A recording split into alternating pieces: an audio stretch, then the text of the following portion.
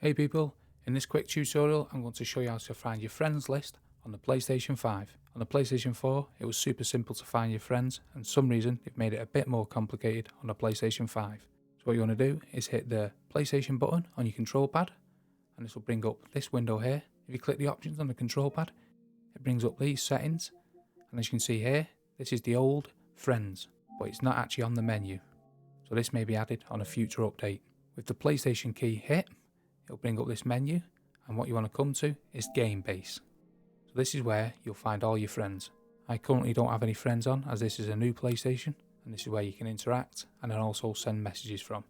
You can search for your friends here also, and with this Game Base brought up, you can click the options key and this will enlarge everything and make it easier to find them if you have multiple friends. And that is how to find your friends list on your PlayStation 5. I hope that video was helpful, and if it was, please hit the like button below, consider subscribing, and thanks for watching.